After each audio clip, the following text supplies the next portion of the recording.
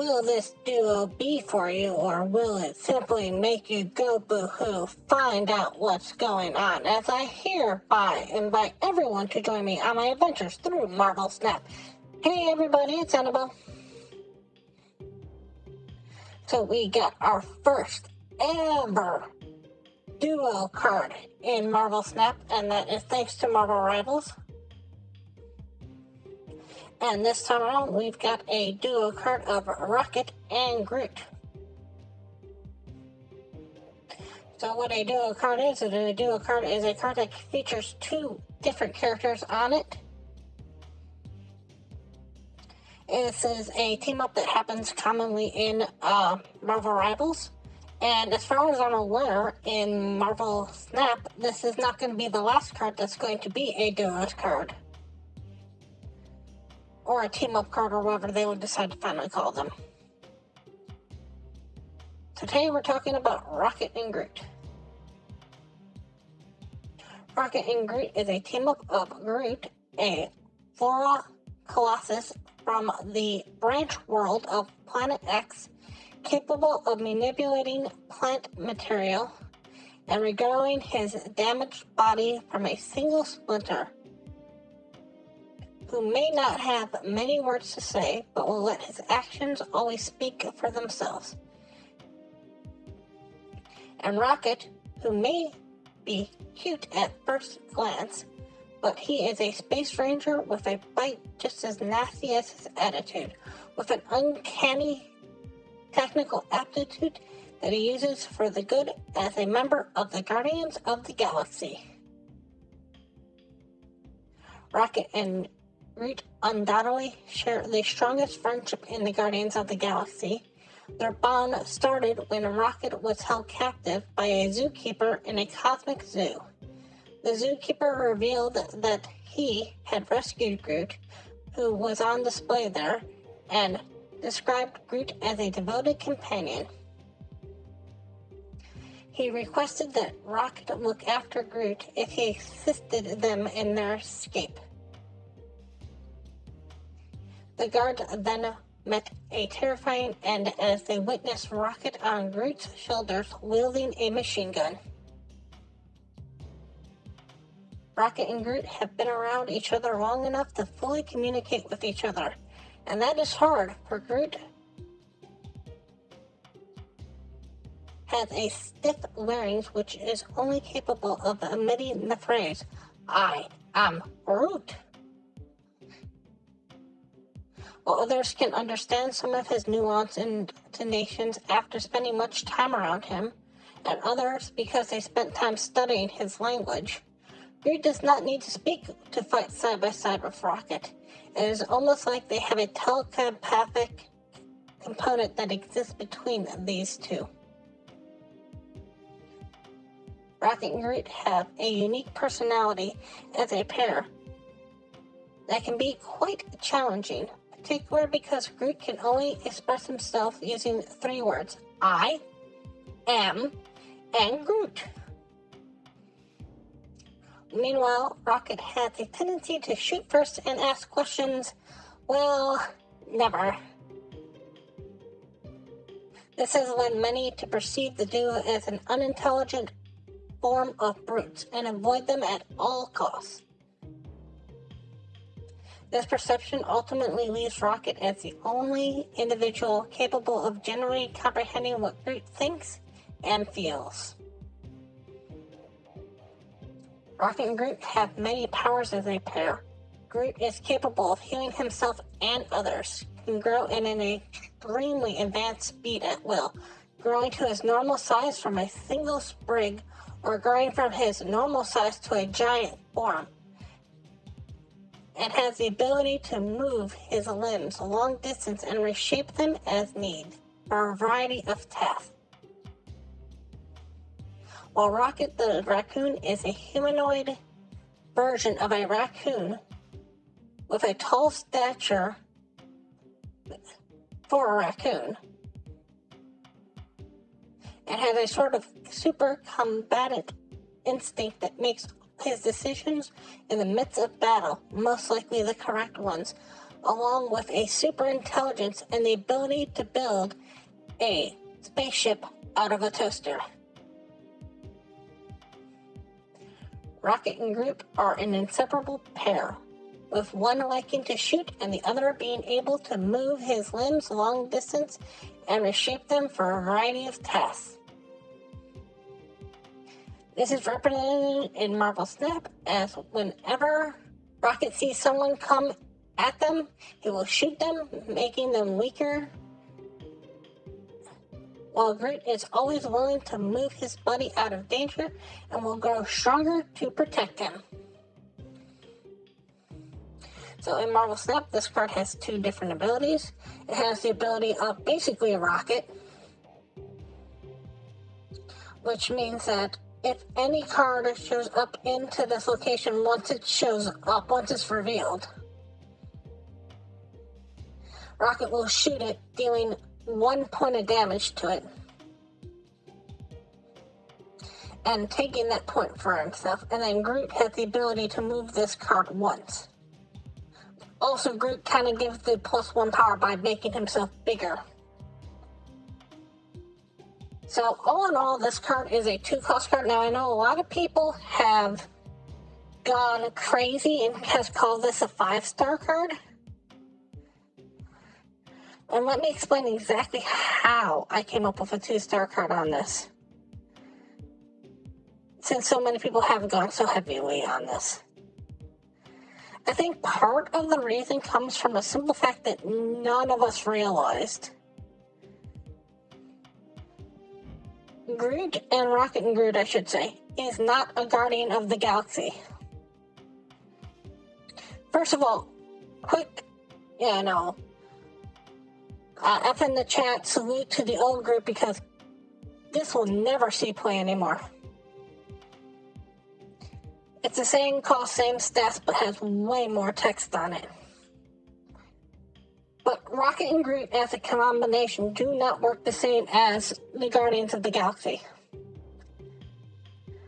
And I don't think anybody realized that until way late in the game, until some people started testing it.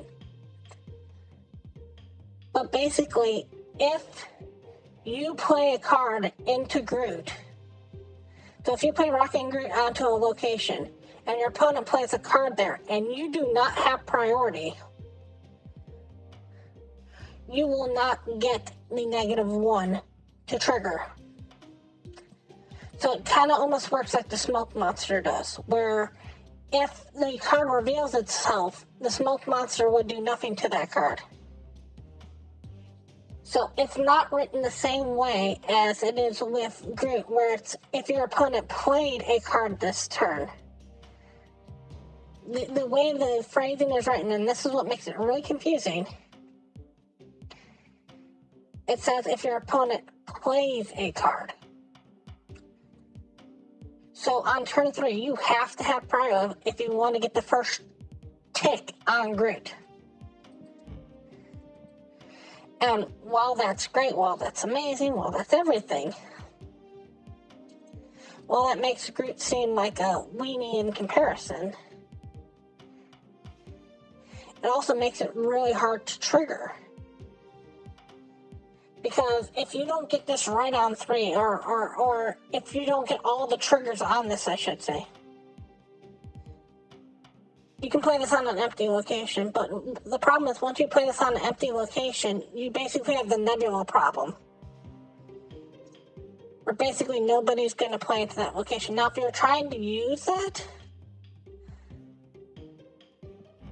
for some sort of like goose kind of tech, that's fine, and that's why this gets a 2-star card. But if you're trying to get every single tick off of it, so this can end up somewhere around a 3-7, you have to have the prior, and I think that's what a lot of people missed on this. And that's part of the other problem. It's really hard to convince people to play into the lane where Groot is. And if you're trying to think of like, oh, well, let's just throw Jean Grey into this, it's not as good of a combo as you think it is. Because the problem is then you have to have Groot, and you have to have Jean Grey, and then you have to throw 2 other cards at least in that situation. And let's just say, for example, that we throw a Nebula and a Nightcrawler in there, just for example. You're talking about 10 points of power, which you're sitting there going, oh, I put down 10 points of power, but you also locked down the lane. The fact that Jean Grey forces you to also play in the lane makes this so awkward. I mean, when you look at Groot, yes, he has the ability to move once like Nightcrawler, which is going to be useful. Because then you can get into places like Death's Domain and Altar of Death and Sanctum Sanctorum that you normally couldn't get into. But there are other cards like Vision that can do the same thing. And Vision on turn 5 is going to do more than Groot is going to do even on turn 3. Even if you get every single trigger on Groot by turn 5 somehow, someway, and just so that everybody knows, your opponent can play 1 card there, it gets 1 trigger. If your opponent plays 2 cards there, it gets 2 triggers. Even if it's on the same turn. This isn't once per turn. This is as long as he can get the trigger, they'll get the trigger. But the most you're realistically looking at getting on this is 7. And I know you're saying, well, 7's awesome because that's also -3 to your opponent. Which is basically like saying it's a 3-10. And while you're sitting there going, wow, 3-10's awesome. Because I got the 4, plus I got the 4. And that's 8, 9, 10, 11, 3-11. The problem is when your opponent is playing something big onto your Rocket and Groot. Like, say, just for example, a Black Panther. A Black Panther that takes off 1 point of power does nothing. Because the 1 point of power happens at the very end of the game, at the turn. So your Black Panther will come out, become a 10, and then go down to a 9. So there are turns where it's not going to make sense. Believe it or not, in many situations, you're going to be better off doing the Cassandra Nova on turn 3. It might hurt your opponent more. Now, I know there's talk about Luke Cage every time an Inflict card comes up about Luke Cage. I do not think this is enough to make the Inflict deck. There is a deck that basically exists out there that could be with all Inflict. Where basically you have enough stuff, but there's not enough cards for it just yet. Another card that you have to talk about with this is it works almost like a Negasonic Teenage Warrior.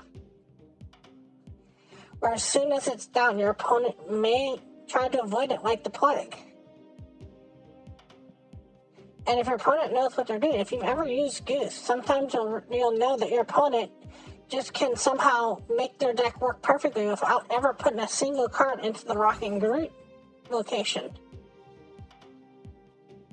Now, the good thing about it is the fact that basically nothing stops Rocking Groot except Red Guardian. And if your opponent plays a Rocket and Groot and uses Red Guardian on it, you kind of giggle because it's not that big of a deal. But considering that there are cards that can strictly just give you 3/7 without any hoops to jump through, like Swordmaster, it makes Rocking Groot a little bit less powerful than I think everybody gave it credit for. I'm not sure this card's going to see play. And if it does see play, it's going to be some sort of tech option like a Goose. And if you're trying to use this card like a Goose, that's fine. But do not buy this card thinking that this card's going to be the next smoke monster. The power on this just does not get to where it needs to go. And you're giving up way too much in your lane to try to get that power. And because the only way that you can really get power on this is to force people to play on that lane. And then you're just really locking up the lane or locking up your other lanes. Other than that card this week, other than the Rocket and Groot, we've got another horrible week for Spotlight Caches. We've got Celine. Celine is basically a 0-star card. This card just shouldn't exist at all. It really needs to be changed. It really needs to be looked at. You can almost change your opponent to take the -3, and that might make the C play. That's how bad this card is. You can almost take away the effect of it hurting you, and then this card will C play. Or if it was almost a leech effect, where it got +3 off of your opponent and +3 off of your own card, and then this was just like a 1-0, almost like a 1-6 in that situation, that might make it worth play. The other card that we have is Blob. Blob has just been a card that has fallen from grace. This card used to be the biggest, baddest, nastiest card out there. And because it was the biggest, baddest, nastiest card out there, it got hit by nerf after nerf after nerf to the point where it is barely worth playing. And you've got to put some heavy hitters in your deck for it to make sense. Otherwise, you're basically ending up with a 6-13 on a lot of days. The other problem is I got to reiterate it. So right now, the random spot, at least for right now, is only going to give you 1,000 tokens if you get a card you already own. Come next Tuesday,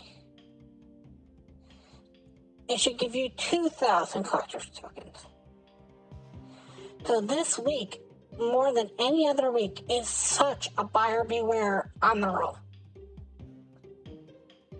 We're still going to roll because this is how we make content, so let's find out what's inside our box.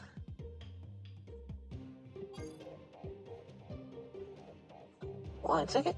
Boxes. Blob.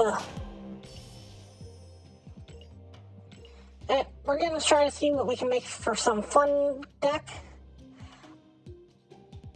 I'll probably do Lasher if I can get Lasher by this Friday. Well, thank you all so much for watching, and as always, remember, play for fun.